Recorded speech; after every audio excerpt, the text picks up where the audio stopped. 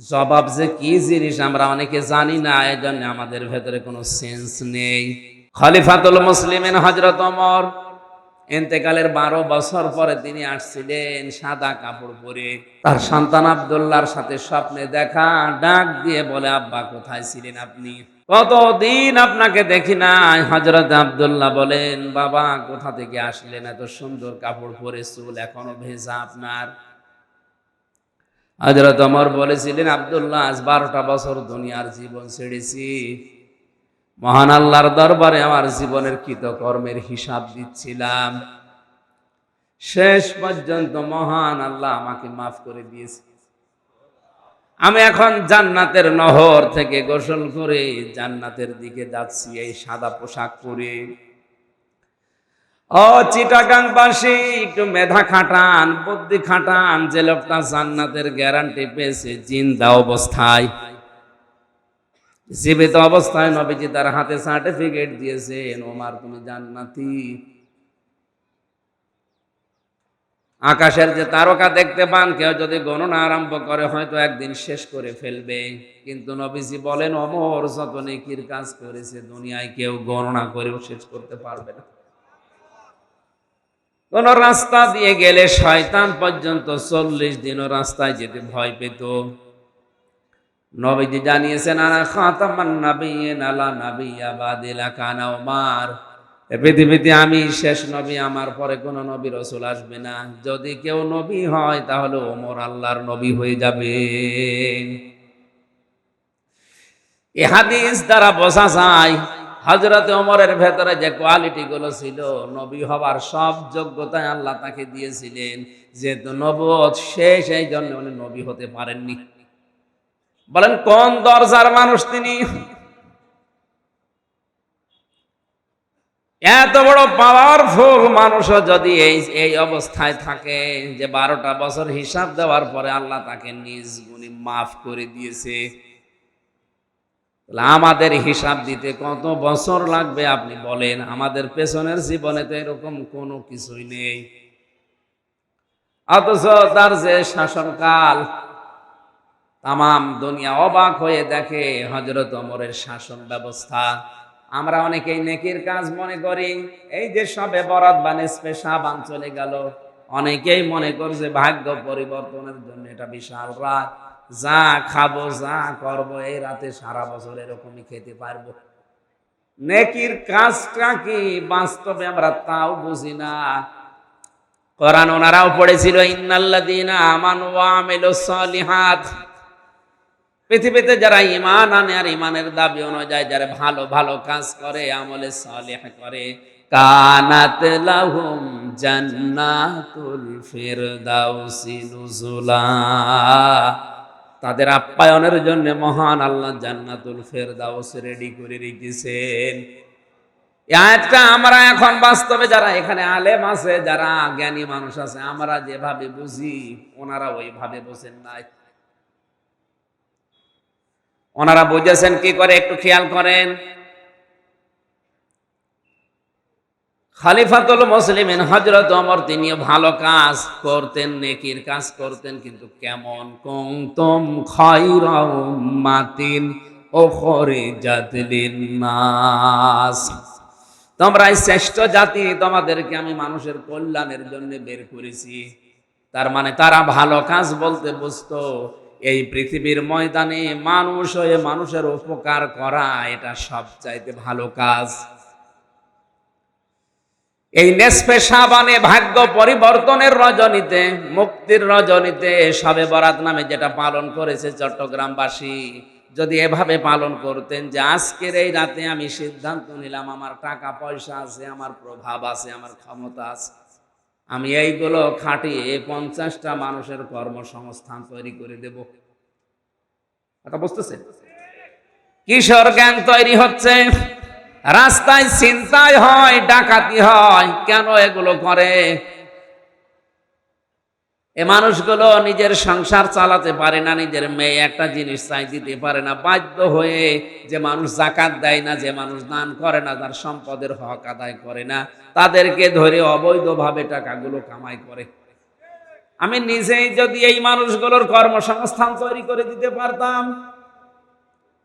প্রধানমন্ত্রী শেখ হাসিনা যেটা করেছিল, একটি বাড়ি একটি খামার, এই প্রকল্পের মাধ্যমে লক্ষ লক্ষ মানুষের মাথা গোছার ঠাঁই হয়েছে, একটা কর্মজীবন তৈরি হয়েছে। কথা বলে না কেন? কাজটা তো ভালো, আমারই কাটিং হয়েছে সেটা আমরাও জানি। যদি 1 কোটি টাকা বাজেট হয়, সেখানে 50 লাখ টাকা উপর থেকে নিচ পর্যন্ত আসতে ফেরেশতারা খেয়ে ফেলে। এমনকি বঙ্গবন্ধুর জীবনী আমি জেলখানায় বসে বসে পড়ছিলাম, ওখানে তো ওনার জীবনী বেশি পাওয়া যায়। ধানমন্ডির 32 নম্বরে গোপালগঞ্জ থেকে এক লোক গেছে কিছু শাকসবজি নিয়ে, কিছু আলু পটল এগুলো নিয়ে, যে বলছে দারোয়ান আমি নেতার সাথে দেখা করব। বলে না, এখানে দেখা করা যাবে। বলে আমি ওনার গ্রাম থেকে এসেছি, আমার নিজের হাতে তৈরি করায় ফল ফলাদি ফসলাদি আমি নিজে ওনাকে খাওয়াবো। বলেন ওনার গ্রাম থেকে এসেছে এই নামের একটা লোক। দারোয়ান ওপরে খবর দিয়েছে, উনি বলছে ঠিক আছে আসতে বলেন। ওনাকে আসার পরে কথাবার্তারা বলে বিদায় করে দিয়েছে। বিদায় করার পরে যখন চিন্তা করছে, কই আমি যে ওনারে নিজের হাতে খাওয়াবো বলে নিয়ে আসলাম, এটা তো হলো না। দারোয়ানকে বলছে ভাই আমার আর একবার একটু সুযোগ দেন যাওয়ার। উনি এবার গেছে, যখন মুখে খাবার তুলে দিয়েছে, খুশি হয়ে বঙ্গবন্ধু এইভাবেই পড়েছি, এই জন্য এভাবে বলছি। শেষ পর্যন্ত ওনারে টাকা দিয়েছে। দারোয়ানকে বলছে ওনারে 20টা টাকা দিয়ে দাও। 20 টাকা নেওয়ার পরে নিচে এসেছে, এসে ওই লোকটাকে বলছে ভাই 10 টাকা নেন, বঙ্গবন্ধু আপনাকে দিয়েছে। বলছে না, আমি তো টাকা নেওয়ার জন্য আসি না, আমি ওনাকে ভালোবাসি, আমার গ্রামের লোক, এই জন্য টাকা আমি নেব না। চলেন দেখি কেমন টাকা দিয়েছে। ওপরে যে বলছে স্যার আপনি আমার টাকা দিয়েছেন কেন? আমি তো টাকা নেওয়ার জন্য আসি নাই, নেন আপনার টাকা ফেরত নেন। বঙ্গবন্ধু বলে কি বললেন? আমি যে আপনাকে 20 টাকা দিলাম। আপনার দারোয়ান তোমার 10 টাকা দিয়েছে। অনেক আফসোস করে ওই দিন বলেছিল, আল্লাহ যেই দেশে 2 তলা থেকে নিচ তলায় নামতে 20 টাকা 10 টাকা হয়ে যায়, এ দেশে আমি ডিজিটাল বানাবো কি করে? এদেশে আমি সোনার বাংলা বানাবো কি করে? বাইরে থেকে জানি আসিছে চিন্তা ভিক্ষা করে, চোরের দল সব সিটি খেয়ে ফেলে। প্রকল্প যেটা বানিয়েছেন প্রধানমন্ত্রীর দোষ নেই, উনি তো ভালো উদ্দেশ্যে বানিয়েছিলেন, কিন্তু দোষ তাদের যারা এই জায়গায় মারিং কাটিং করেছে। না করলে আরো ভালোভাবে প্রকল্পটা চালু হতো, বহু টাকা বাজেট হয়েছে।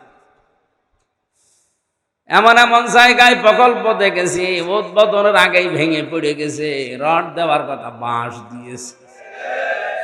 কি হবে এটা? হযরত ওমরও বুঝেছিলেন ভালো কাজটা। তাহলে সবে বরাতে আপনার এই সুবহানাল্লাহ পড়েন, আমি নিষেধ করছি না। কোরআন শরীফ তেলাওয়াত করেন, কুনতুম খায়রা উম্মাতিন, নিষেধ করি না, করেন। পাশাপাশি যদি এই শিক্ষাটা নিতে পারতেন যে আমি এলাকায় যারা বেকার আছে তাদের 50 জনের কর্মসংস্থান তৈরি করে দেব, আমার টাকা ব্যাংকে ছাতা পড়ে যায়, টাকা নেওয়ার মতো আমার অন্তত হিসাবের মতো কেউ নেই। আমি যেটা দিয়ে টাকা দিয়ে একটা ওয়ার্কশপ তৈরি করে দিয়ে একটা ফ্যাক্টরি বানাই, 50 থেকে 100 জন মানুষ যদি এলাকারও কাজ করে তাদেরও কর্মসংস্থান হবে, আমার টাকায় টাকা বাড়বে। আল্লাহর কসমে সবে বরাতে নেসফে শাবানে আল্লাহর আরশ আপনার উপরে খুশি হয়ে যেত। এটা যে ইসলাম আমরা অনেকে জানি না, অথচ সারা জীবন এখানে পড়ছে কুনতুম খায়রা উম্মাতিন উখরিজাত লিন-নাস, তাদেরকে আমি বের করেছি উম্মতের কল্যাণের জন্য, জাতির কল্যাণের জন্য। কি কল্যাণ আপনি করছেন বলেন তো? মানুষ হয়ে যদি মানুষের উপকার করা না যায়, আল্লাহর দৃষ্টিতে ওটা মানুষ না, ও আর জানোয়ার সমান। হযরত ওমর কোরআন বুঝেছিলেন। গভীর রজনীতে তিনি বের হয়ে গেলেন, এক বাড়ির সামনে দিয়ে যাবার সময় দেখলেন আওয়াজ আসতেছে মেয়ে লোকের কান্নার। চিন্তা করলেন ভেতরে কোনো ধর্ষণ হচ্ছে নাকি। দেখলেন বাড়ির ভেতর থেকে একটা লোক বের হয়, আবার প্রবেশ করে, আবার আসে, আবার যায়। খপ করে হাত চেপে ধরলেন, এই বেটাকে। বারবার বাড়ির ভেতরে প্রবেশ করো আর বের হও, মেয়েদের কান্নার আওয়াজ পাওয়া যাচ্ছে, কি করেছো বলো। লোকটা বলে, পথিক আপনি কে? আমি তো এই বাড়ির মালিক। হযরত ওমর বলে, মালিক তে মেয়েদের কান্নার আওয়াজ আসে ভেতর থেকে কোন কারণে? লোকটা বলে, ওটা আমার স্ত্রী, আমি এমন একটা বিপদে আছি, বলতেও পারি না, সইতেও পারি না। হযরত ওমর বললেন, কি বিপদে আছো বলো দেখি। বলে, তোমারে বলে করবো কি? আমার স্ত্রী সন্তান সম্ভবা, এ বিষয়ে আমি একেবারে অনভিজ্ঞ, আর আমার বাড়িতে কোনো ধাত্রীও নেই, নার্স নেই, কেউ নেই সেবা করার মতো, এই বিষয়ে আমি জানিও না, আমি কি করবো। ওর কান্না দেখে আমি পাগল হয়ে গেছি, এই জন্যই তো অস্থির হয়ে বারবার যাওয়া আসা করছিলাম। হযরত ওমর বলে, ভাই আপনি দাঁড়ান, দেখি কাউকে পাওয়া যায় কিনা। এক দৌড়ে বাড়িতে গেলেন, স্ত্রীকে ডাক দিয়ে বলে, আব্দুল্লাহর মা, আল্লাহ জান্নাত বিক্রি করছে, যদি কিনতে চাও তাড়াতাড়ি চলো। কিছু তেল নাও, ন্যাকড়া নাও, আগুন ধরানোর মতো কোনো জিনিস নাও, আল্লাহ জান্নাত বিক্রি করে দিচ্ছে, যদি নিতে চাও আমার সাথে তাড়াতাড়ি চলো। তারা জান্নাত মনে করেছিল এই জায়গাগুলোতে, আর আমরা জান্নাত মনে করছি মসজিদের টাইলস লাগিয়ে দিতে। একটা মসজিদ বানিয়ে দিলে কয়জন নামাজ পড়ে? নাই 5,000। অথচ একটা রাস্তা, একটা ব্রিজ, একটা কালভার্ট বানিয়ে দিলে লক্ষ লক্ষ মানুষ ওই রাস্তা দিয়ে, ওই ব্রিজ দিয়ে হাঁটে। কথা বলেন না কেন? 100টা মসজিদ বানানোর চাইতে একটা রাস্তা মেরামত করা আল্লাহর কাছে অনেক ভালো। অথচ অনেক মানুষ ইসলাম না বুঝে রাস্তার টাকা, ব্রিজের টাকা, কালভার্টের টাকা আত্মসাৎ করে ওইটা দিয়ে মসজিদের টাইলস লাগিয়ে দেয়। বাড়ির ভেতরে প্রবেশ করালেন মেয়েটাকে। কিছুক্ষণ পরে আওয়াজ এলো, খলিফাতুল মুসলিমিন, আপনার বন্ধুকে সুসংবাদ দেন, তার একটা পুত্র সন্তান হয়েছে, ছেলেটাও ভালো আছে, মাও ভালো আছে। হযরত ওমর বলেন, আলহামদুলিল্লাহ। যার ছেলে এসে বলছে ইন্না লিল্লাহ। হযরত ওমর বলে, ভাই আপনার পুত্র সন্তান, আমি আলহামদুলিল্লাহ বললাম খুশি হয়ে, আর আপনি বলছেন ইন্না লিল্লাহ, খুশি হননি? খুশি হয়েছিলাম, কিন্তু আপনি কে? আমি তো এতক্ষণ সাধারণ মানুষ মনে করে উল্টা পাল্টা বলেছি, আর আপনি আমার এত বড় উপকার করলেন। আপনি তো সাধারণ না, দেশের খলিফা, প্রেসিডেন্ট হযরত ওমর। আপনি দয়া করে আমারে মাফ করে দেন। পকেট থেকে কিছু দিরহাম বের করে বললেন, খলিফাতুল মুসলিমিন, আমার জন্য যে কষ্ট করেছেন এটা শোধ দেওয়ার মতো না। তবে যে গরিব মহিলাকে নিয়ে আসলেন রাতের বেলা, যে নার্স, যে ধাত্রীকে নিয়ে এসেছেন, এই মেয়েটাকে এই টাকাগুলো হাদিয়া দিয়েন। হযরত ওমর বলে, ওই মেয়েটাকে টাকা দেওয়া লাগবে না, এটা পেশাদার কোনো নার্স না, সেবিকা না, এটা ধাত্রী না, ওইটা আমার নিজের স্ত্রী।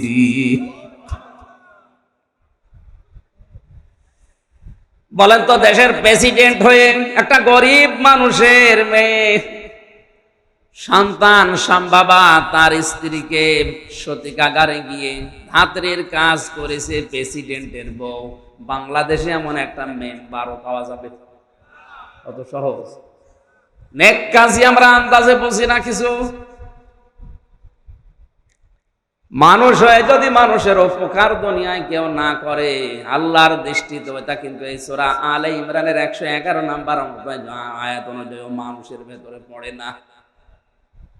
এজন্য আমাদের জীবনের উদ্দেশ্য থাকা লাগবে, আমার দ্বারা অন্তত 5টা মানুষের যেন উপকার হয়, উপকার যদি না হয় যেন ক্ষতি না হয়। আর আমার ধান্দা থাকে সকালবেলা ওঠার পরে কার ক্ষতি করব, কারে বাঁশ দেব, কারে ধরিয়ে দেব, কার নামে মামলা দেব, তার কাছ থেকে টাকা পয়সা। এই কথা বলছেন কেন? নবীজি মসজিদে নববীতে একজন সাহাবীকে প্রবেশ করতে দেখলেন। 3 দিন পর পর 3 দিনই বললেন উপস্থিত সাহাবীরা, এই যে লোকটা জান্নাতি। সাহাবীরা বলে, ওর জান্নাতীও কি কাজ করে এমন আমি দেখব। বাড়িতে কৌশলে মেহমান হয়ে আশ্রয় নিলেন, 3 দিন থাকলেন বাড়িতে, দেখলেন না সেরকম কোনো গোপন আমল নেই। ডাক দিয়ে বলে, আল্লাহর বান্দা, আমি কিন্তু আপনার বাড়িতে মেহমান হয়েছি এমনিতে না, আমার উদ্দেশ্য আছে। 3 দিন পর পর নবীজি আপনাকে বলেছে আপনি নাকি জান্নাতি, কি আমল করেন এবং যে জিন্দা অবস্থায় জান্নাতের সার্টিফিকেট নবীজি বলে দিলেন। লোকটা বলে, ভাই আমিও আপনার মতো 5 ওয়াক্ত নামাজ পড়ি, রমজানের রোজা রাখি, সত্য কথা বলি, যতটুকু আপনারা করেন অতটুকু আমার আমল বেশি নেই। তবে একটা কাজ আমি বেশি করি মনে হয়, সারাদিনের কর্মব্যস্ততা শেষ করে রাতের বেলা যখন ঘুমাতে যাই, বালিশে মাথা দিয়ে চিন্তা করি, আল্লাহ আজ এই লোকের সাথে এই আচরণ আমি করেছি, এই কথা অনেকের পেছনে পেছনে বলে ফেলেছি, আমার বিরুদ্ধে যার যা অপপ্রচার আছে, আমার বিরুদ্ধে যার যা ক্ষোভ আছে, আল্লাহ তুমি তাদেরকে দেখো। আর আমার দ্বারা যদি কারো উপরে ক্ষোভ, হিংসা, অহংকার থেকে থাকে, সবার উপরে আমার রাগ আমি মাটি করে দিলাম, মাফ করে দিলাম, সবাইকে আমি ছাড় দিয়ে দিলাম, কারো উপরে আমার কোনো অভিমান নেই, রাগ নেই, আমি একেবারে নিষ্কলুষ একটা পবিত্র মন নিয়ে ঘুমিয়ে পড়ি। মহান আল্লাহ মনে হয় এই কাজটা ভালো পছন্দ করেছে। চট্টগ্রামবাসী আপনার বিবেক খাটান তো, এই লোকটা কি করেছে এমন? আমাদের মতো নামাজ পড়েছে, রোজা রেখেছে, সত্য কথা বলা, এই বাকি একটা কাজ করেছে, রাতের সবার সময় কারো উপরে রাগ রাখেনি, সবার উপরে সব মাফ করে নির্মল একটা মন নিয়ে ঘুমিয়েছে। আমরাও সারা দিনের কর্মব্যস্ততা শেষ করে ঘুমাতে যাই, যার উপরে রাগ নেই তার উপরে রাগ তৈরি করে সকালে কি করে বাঁশ দেওয়া যায় সে চিন্তা করি, তোমার আল্লাহ মাফ করবে। আমার কথার অর্থ কি বোঝা গেছে? নারী হোক পুরুষ হোক, এই আমলটা আজকে থেকে শুরু করা লাগবে। অন্তত সবার সময় চিন্তা করবেন আমি আর নাও বাঁচতে পারি, এখনই হয়তো ঘুমের ভেতরে আজরাইল আমার নিয়ে যেতে পারে, এই জন্য আমার কারো উপরে কোনো অভিমান নেই, রাগ নেই, ক্ষোভ নেই, আর কারো ক্ষতি করবো বলে আমি এখন আর ঘুমাই না। আমি ঘুমাচ্ছি একটা নির্মল মন নিয়ে, শান্ত অন্তর নিয়ে। যদি বেঁচে থাকি ভালো, মরে গেলে তো গেলাম। আল্লাহ যেন আমাকে শাহাদতের মরণ দেন, বলেন আমিন। আল্লাহ ঘোষণা দিয়েছেন এটা শ্রেষ্ঠ নিয়ামত, যদি এই শুকরিয়া আদায় করো জীবনে আরো কয়েক নিয়ামত আরো বাড়িয়ে দেবেন, আল্লাহ আপনাকে ভালো ভালো কাজ করার তৌফিক দেবেন। ওয়ালা ইন কাফারতুম ইন্না আযাবি লাশাদীদ। কোন মানুষ যদি এই নিয়ামতের গুরুত্ব না দেয়, দাম না দেয়, না শুকরিয়া করে, কুফরি করে, আল্লাহ তার জীবন থেকে ওটা ছিনিয়ে আযাবের ভেতরে ফেলে দেবে, বলেন নাউজুবিল্লাহ। এখানে হচ্ছে কি সমস্যা কি? একটা চেয়ার দিয়ে বসতে। সুবহানাল্লাহ আলহামদুলিল্লাহ লা ইলাহা ইল্লাল্লাহ, সুবহানাল্লাহ আলহামদুলিল্লাহ লা ইলাহা ইল্লাল্লাহ মুহাম্মাদুর রাসূলুল্লাহ সাল্লাল্লাহু আলাইহি ওয়াসাল্লাম। দরুদ আর সালাম নবীজির উপরে পাঠ করে আজকের তেলাওয়াতকৃত আয়াত ছিল সূরা ফাতিহা 28 নাম্বার আয়াত। একটা মাত্র আয়াত পড়েছি, দেখি এই আয়াতের ভেতরে কি আছে, আমরা একটু তাফসীর আকারে কথা বলার চেষ্টা করি। সূরা ফাতিহা মানে বিজয়, ফাতাহা মানে কি? এই পৃথিবীতে বিজয় আসার কথা মুসলমানদের। ওয়ালা তাহিনু ওয়ালা তাহজানু ওয়া আনতুমুল আ'লাউনা ইন কুনতুম মুমিনিন। ভালো করেন, সারা জীবন আয়াতটা শুনেছি, কিন্তু আমি এখনো পর্যন্ত বুঝছিলাম না, কয়েকদিন আগে আয়াতটা আমার কাছে ক্লিয়ার হয়েছে। আল্লাহ বলেন কোনো চিন্তা নেই, কোনো ভয় নেই, তোমাদের জীবনে বিজয় আসবেই যদি মুমিন হতে পারো। তাহলে আয়াত থেকে প্রমাণ হয় বিজয় দেওয়ার মালিক কে? মুমিন হওয়ার মালিক কে? বলছেন আল্লাহ।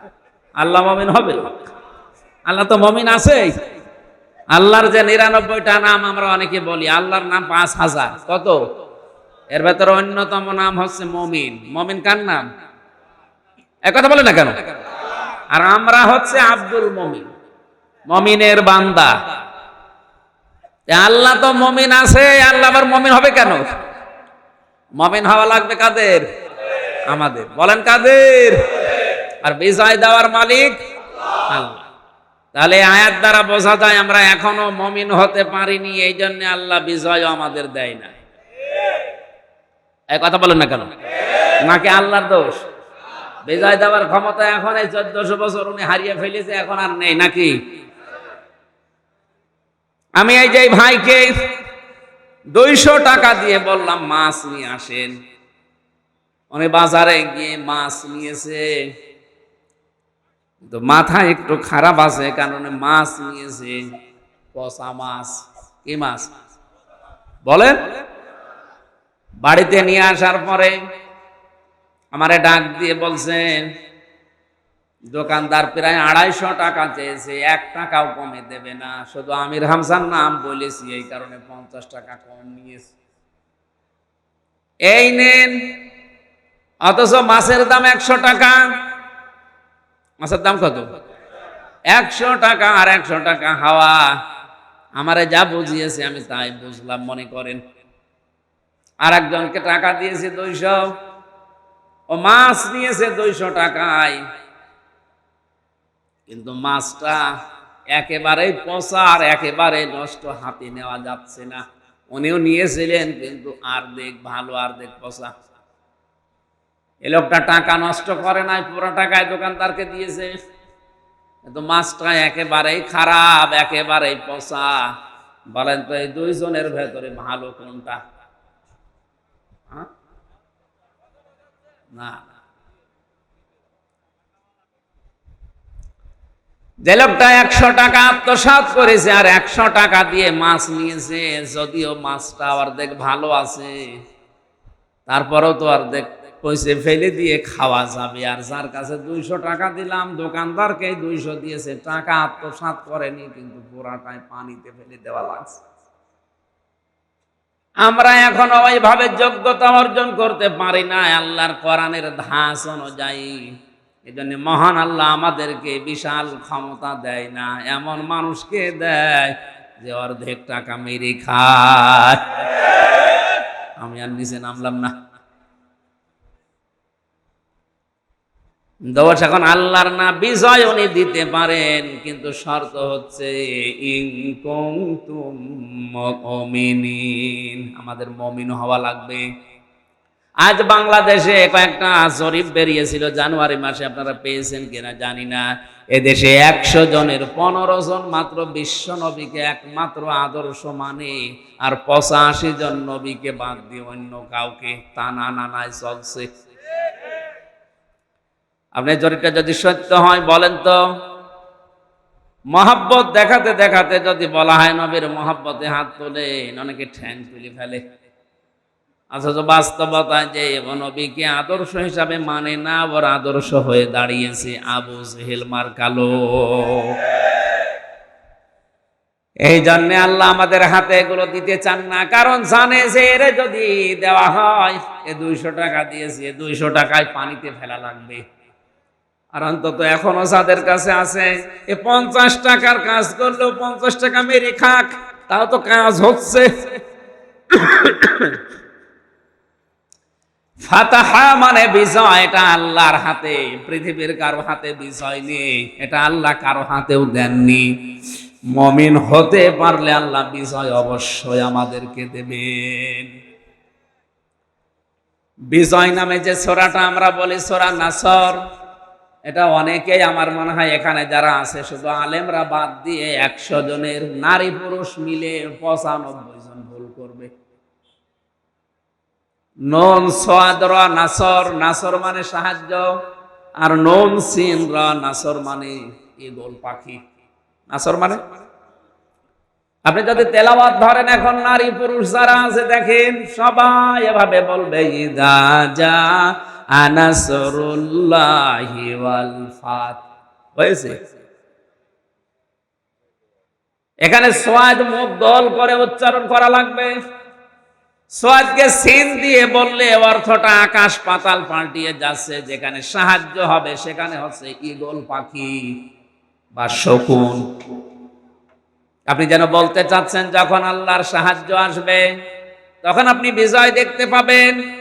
সিস্টেম অপর পৃষ্ঠায় আপনি বলছেন যখন শকুন আসবে তখন বিজয় পাবেন। একটা কথা হলো যেন বিজয় নামে যে সূরাটা আছে সূরা নাসরটা আশা করছে আপনারা ঠিক করে নেবেন। এখানে সোয়াজ মুগল করে বলবেন ইযা জাআ নাসরুল্লাহি ওয়াল ফাত ওয়া রাআইতান নাসা ইয়াদখুলুনা ফি দীনিল্লাহি আফওয়াজা ফাসাব্বিহ বিহামদি রাব্বিকা ওয়াস্তাগফির ইন্নাহু কানা তাওয়াবা।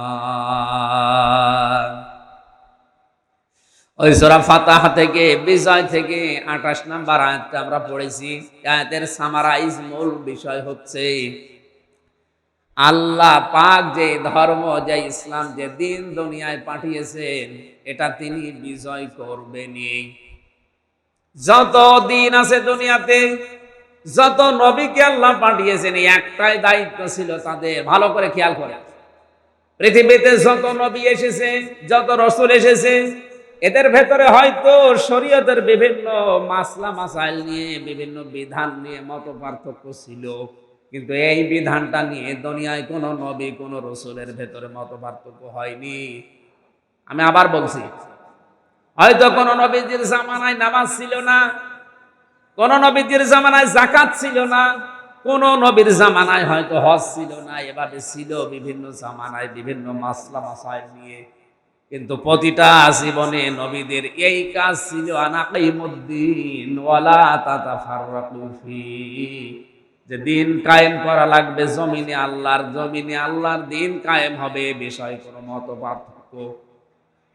কথা বুঝতেছেন? এটা কত বড় গুরুত্বপূর্ণ জিনিস আপনার জীবনে। আপনি অজুর ভেতরে মাসলা মাসাইল নিয়ে ঝামেলা থাকতে পারে, মত পার্থক্য থাকতে পারে, নামাজ পর্দা এরকম যত বিধান আছে মত পার্থক্য নবীদের ভেতরে শরীয়তে কম বেশি ছিল, কিন্তু এইটা নিয়ে কোনো কম বেশি নেই। প্রতিটি নবীকে আল্লাহ বড় বড় 4 জন নবীর নাম এখানে দিয়েছেন। শারা'a লাকুম মিনাদ-দীনি মা ওয়াসসা বিহি নূহা ওয়াল্লাযী আওহাইনা ইলাইকা ওয়া মা ওয়াসাইনা বিহি ইব্রাহিমা ওয়া মূসা ওয়া ঈসা আন আকিমুদ-দীন ওয়া লা তাতাফাররাকু ফীহি। পাওয়ারফুল 4 জন নবীর নাম নূহ, ইব্রাহিম, মূসা, ঈসা। এরপরে আল্লাহ পাক বলেন হে নবী আপনাকে আমি ওহী পাঠালাম, আপনারও জীবনের মেন দায়িত্ব আনাকিমুদ্দিন, দিন কায়েম করা লাগবে। অথচ বাংলাদেশে আজ এইটা নিয়ে যত মত পার্থক্য। আমি আলেমদের দৃষ্টি আকর্ষণ করছি, এই ভিডিও ম্যান এদিকে তাকাও, এখন যে 2 মিনিট বলছি এইটা কাট করে কালকে ছেড়ে দেবেন। আমি এই যে কোরআন শরীফ সামনে নিয়ে বলছি আলেমরা, আজ স্টেজে ওঠার পরে দেখছি বিভিন্ন সুন্নত নফল মুস্তাহাব মুবাহ জিনিস নিয়ে কাদা ছড়াছড়ি করে আমাদের ভেতরে আরো গন্ডগোল বেঁধে যাচ্ছে বেশি। আরে ভাই মত পার্থক্য থাকবেই, কিন্তু দল পার্থক্য করা হারাম, জায়েজ নেই। শুকুরের গোশত খাওয়া যেরকম হারাম, মায়ের সাথে জেনা করা যেরকম হারাম, মুসলমানদের ভেতরে দল বেদলে বিভক্ত হয়ে পার্থক্য করা, দল পার্থক্য করা এরকম হারাম। কথা বুঝতেছেন? হ্যাঁ, আপনার কোন মাসলা মাসাইল নিয়ে মত পার্থক্য থাকতেই পারে, ইখতিলাফ থাকবে, কিয়ামত পর্যন্ত এটা থাকবে, কিন্তু ইফতিরাক থাকতে পারবে না। পার্থক্য করে আপনি আলাদা আলাদা হয়ে নতুন নতুন করে কাদা ছড়াছড়ি করবেন এর পেছনে। এটা যারা করছেন বন্ধ করেন, এর দ্বারা মুসলমানদের কিন্তু ক্ষতি হয়ে যাচ্ছে। সব চাইতে আনন্দে আছে এই দেশের রাম আর বামরা। হ্যাঁ, যারা করছেন আমরা জানি, কিছু কিছু আলেমরা এদের কাছ থেকে গোপনে টাকা পয়সা খেয়ে বাস্তবতায় এই কাদা ছড়াছড়ি করে আমাদেরকে আজ দল বিদলে বিভক্ত করে দিয়ে ওদেরকে আপনি আনন্দ দিতে চান, হাসাতে চান। ওরা তো ওদের কাজ সিদ্ধি করে নিচ্ছে, স্বার্থ সিদ্ধি করছে, বাস্তবে আমাদের দ্বারা ইসলামের ক্ষতি হয়ে যাচ্ছে। এজন্য এটা বন্ধ করা লাগবে। দিন কায়েমের ব্যাপারে হ্যাঁ, আপনি পীর সাহেব, আপনি পীরের খানকা চালান, জিকির করান, ইবাদত শিখান, কোনো অসুবিধা নেই, কিন্তু আপনার জীবনের টার্গেট থাকা লাগবে কি করে ইসলাম এদেশে কায়েম হয়। এই কথা বোঝা,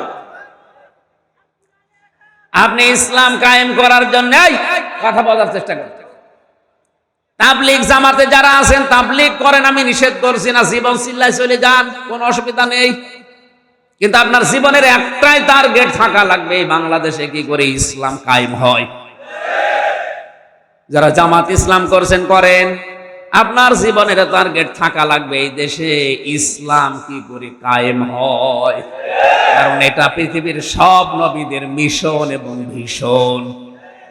ও আল্লাযী, তিনি সেই আল্লাহ, আরসালা রাসূলাহু বিল হুদা, যিনি তার রাসূলকে দ্বীনে হক দিয়ে, সত্যের বিধান দিয়ে দুনিয়ায় পাঠিয়েছেন। এখানে একটা শিক্ষা আছে।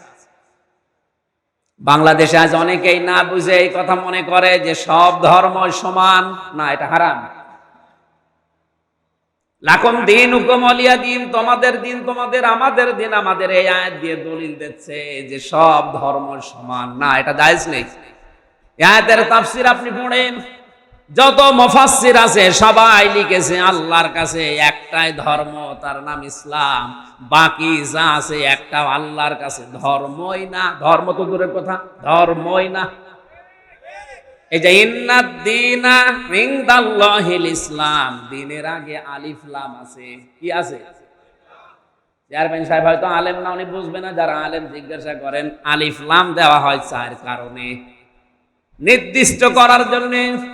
এখন যদি চেয়ারম্যানকে বলি, আমি চেয়ারম্যান চলেন আমরা চট্টগ্রামে যাই, উনি যদি বলি একটাই রাস্তা আছে, তাহলে এই রাস্তার আগে, তরিকের আগে, সাবিলার আগে আলিফ লাম দেওয়া লাগবে, কারণ এটা ছাড়া আর চট্টগ্রাম যাওয়ার রাস্তা নেই। কিন্তু কেউ যদি এসে বলে না আরো রাস্তা আছে 4-5টা, হয়তো একটু ঘোরা হবে, তখন আর রাস্তার আগে, তরিকের আগে। আল্লাহ বলেন দুনিয়ায় বিভিন্ন ধর্ম আছে যেগুলো শয়তান আর মানুষ বানিয়েছে, আর আমি আল্লাহ একটা বানিয়েছি, তার নাম ইসলাম, এর আগে দিলাম আলিফ লাম। ইন্নাদ দীনা ইনদাল্লাহিল ইসলাম, আল্লাহর কাছে একমাত্র, শুধুমাত্র, কেবলমাত্র মনোনীত ধর্ম নাম কি? যারা সব ধর্ম সমান মনে করছেন, তাদের এই আয়াত অনুযায়ী ঈমান থাকে কি করে? আল্লাহ তাআলার শব্দ চয়ন দেখেন, তিনি সে আল্লাহ যিনি তার রসক দিয়ে, সত্যের বিধান দিয়ে দুনিয়াতে পাঠালেন। কেন? লিইয়ুযহিরাহু, আমি হাদিস পড়েছিলাম, এই শব্দটাই ছিল লিইয়ুযহিরাহু। যাহারা ইয়াজহারু মানে ভাবে ইফাল থেকে ইজহার, এটা প্রকাশ করা, যেন তিনি প্রকাশ করতে পারেন, যিনি যেন বিজয় করতে পারেন, গালেব করতে পারেন। এজহার মানে প্রকাশ্য নিয়ে আসা। এজহার মানে কি? যাহারা এজহারু মানে প্রকাশ্য নিয়ে আসা, বিজয় লাভ করা, উপরে তুলে দেওয়া। 99টা অর্থ আছে এজহারে। এই জন্য হাদিসের ভেতরে নবীজি বলেন মান কারাল কোরআনা, যে ব্যক্তি কোরআন পড়ে, ফাস্তাজহারাহু, খেয়াল করেছেন, ফাস্তাজহারাহু, এবং একে জহের করে, একে কায়েম করার জন্য চেষ্টা চালায়। যে ব্যক্তি কোরআন পড়ে এবং কোরআনকে ইজহার করার জন্য, প্রকাশ করার জন্য, দাঁড় করানোর জন্য, কায়েম করার জন্য চেষ্টা চালায়, ফাহাল্লা হালালাহু ওয়া হারামা হারামাহু, এর হালালকে হালাল, হারামকে হারাম জানার পরে ছেড়ে দেয়, আদখালাহুল্লাহুল জান্নাহ। এখানে আলেম নেই, আদখালা ভাবে ইফাল। আল্লাহ নবী বলেন আল্লাহ নিজে তাকে জান্নাতে প্রবেশ করাবে না করিয়েছে? না না, কি বলে না,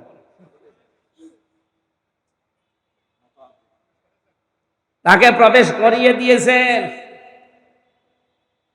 আদখালাহুল্লাহুল জান্নাহ, আল্লাহ নিজে তাকে জান্নাতে প্রবেশ করাবে না। সত্যি যারা কোরআনকে ইজহার করার জন্য, যারা প্রকাশ করার জন্য, কায়েম করার জন্য, কোরআনকে দাঁড় করানোর জন্য চেষ্টা চালায়, আর এর হালালকে হালাল জেনে আঁকড়িয়ে ধরে, হারামকে হারাম জানার পরে জীবন থাকতে ছেড়ে দেয়, এই লোকটাকে আল্লাহ যেন জান্নাতে দিয়ে দিয়েছে। তাহলে এই লোকটা জান্নাতি মানুষ, কোনো সন্দেহ নেই, কিন্তু এই হাদিসটা মানা লাগবে।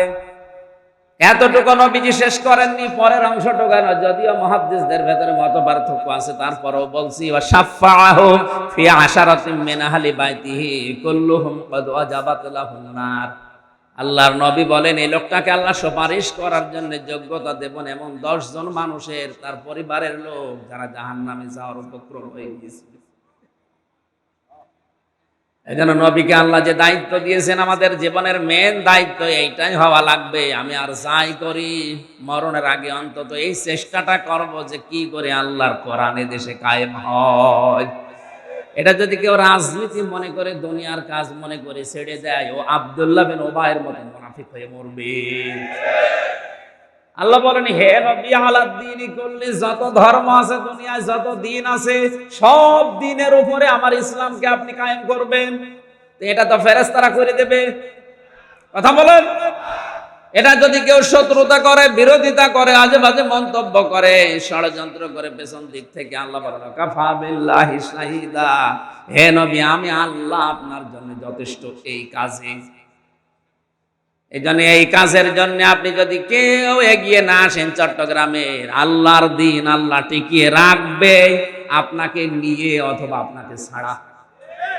আপনি যদি আসতে চান ওয়েলকাম, ভালো, আপনার কপাল ভালো। আপনি যদি বিরোধিতা করেন, আমি একটা কথা শেষ কথা বলছি, এটা এ কোরআনের মালিক কে? আমি আমির হামজা, আমরা কেউ এক কথা বলা লাগবে।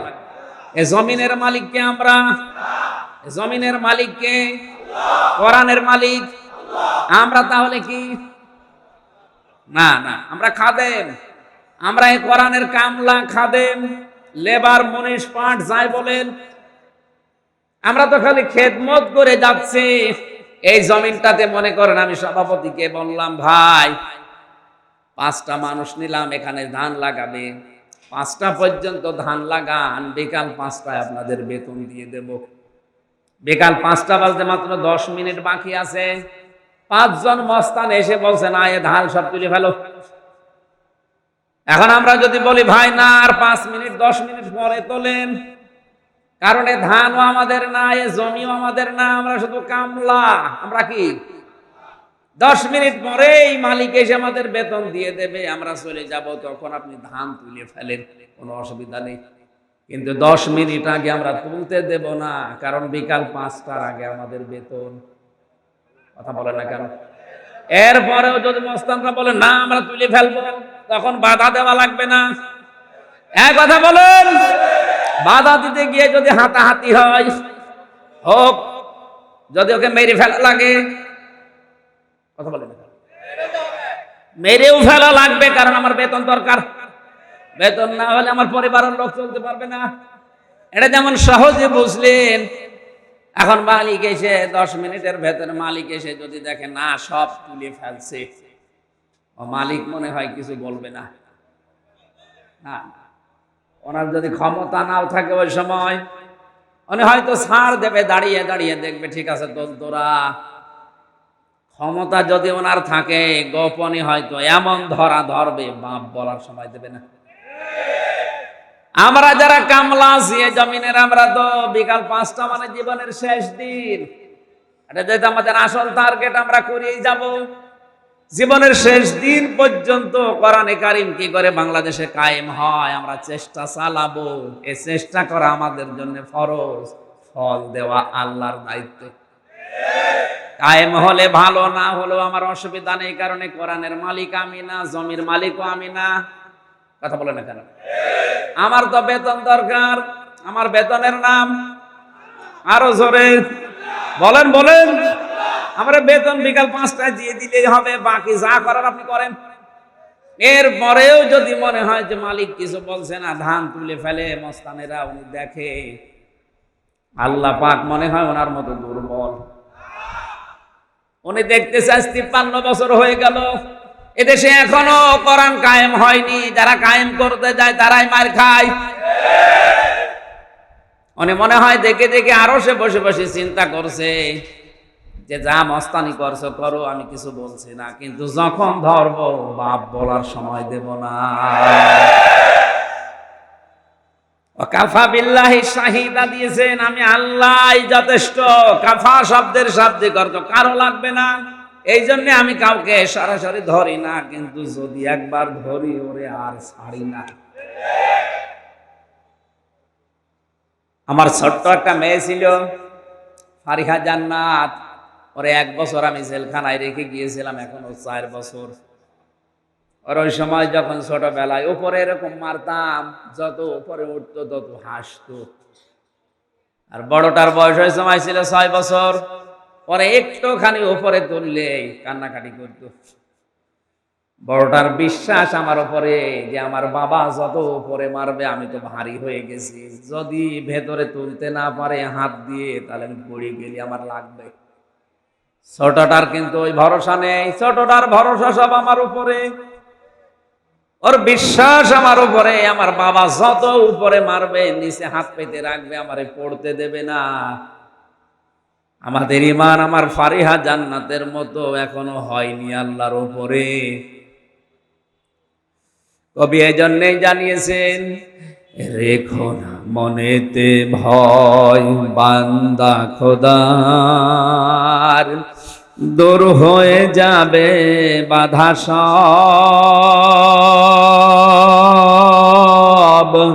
তোমার আমার এক মালিক আছেন, আছেন আমাদের রব, আছেন আমাদের রব। জোরে বলেন আমিন। আল্লাহুম্মা আমিন। রব্বানা যালামনা আনফুসানা ওয়া ইল্লাম তাগফির লানা ওয়া তারহামনা লানাকুনান্না মিনাল খাসিরিন। রব্বুল আলামিন, সারা জীবন অপরাধ করে জীবনটা নষ্ট করে ফেলেছি আল্লাহ। হাত উঠায় কথা বলবো ভয় করি, লজ্জা করে। জীবনের পেছনে তাকালে মনে হয় জাহান্নাম ছাড়া কিছুই দেখা যায় না। আমাদের অপরাধের দিকে তাকিও না, তোমার রহমতের দিকে তাকাও, জিন্দেগীর গুনাহগুলো মাফ করে দাও। আমাদের পেছনে যারা দুনিয়া থেকে বিদায় নিয়েছে, তাদের ইবাদত বন্দেগীর দিকে তাকালে আমাদেরটা কিছুই মনে হয় না। দুনিয়া আখিরাতের শস্য খেতে হাদিসটা আমাদের প্র্যাকটিক্যাল লাইফে আমল করার তৌফিক দাও। দিনের বেলা হাজারো কাজ বাদ দিয়ে চট্টগ্রামের এই ময়দানে কোরআনে কারীম শোনার জন্য তোমার যে বান্দা বান্দিগুলো এসেছে, তুমি ওমরের মতো টপ টেররকে জিরো থেকে হিরো বানিয়ে জান্নাতি বানিয়ে ঘোষণা দিয়েছে। আমাদের এই মানুষগুলোকে তুমি মেহেরবানি করে ওমরের মতো বানিয়ে দাও। আজকের আলোচনায় যদি সওয়াব দিয়ে থাকো কোটি কোটি গুণে বাড়াও, কিয়ামতের দিন সুপারিশ করবে তার রওজায় পৌঁছিয়ে দাও। দুনিয়ার মাটির নিচে যারা ঈমান নিয়ে ঘুমিয়ে আছে আল্লাহ এদেরকে মাফ করে দাও।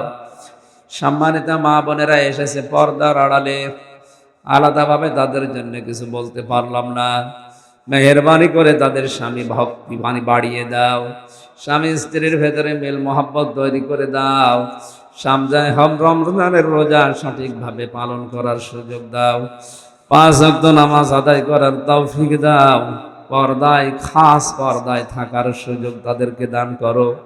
তাদের পেটে তুমি আয়েশার মতো খাদিজার মতো সন্তান দান করো আল্লাহ।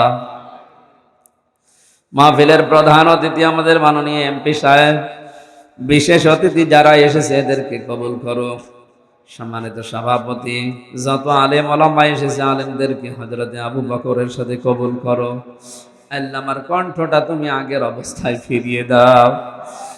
3টা বছর পর যখন মুক্ত জীবনে ফিরিয়ে দিয়েছো আল্লাহ, তুমি আমাকে শেফায়ে কামিলা জেলা নসিব করো। আগামীতে এই মাহফিলটা কোরআনের জন্য বিশাল আকারে কবুল করে নাও। তোমার যে বান্দা আলম সাহেব এই মাহফিল একা একা বিশাল আয়োজনে আঞ্জাম দিল, তার জীবনে তুমি বরকত দাও। বারাকাল্লাহু লানা ওয়া লাকুম ফিল কোরআনিল আযীম। কখন মরণ চলে আসে জানি না, সেজদা অবস্থায়, রোজা রাখা অবস্থায় তুমি আজরাইল পাঠিও, শেষ কথা যেন এটা বলতে পারি লা ইলাহা ইল্লাল্লাহ।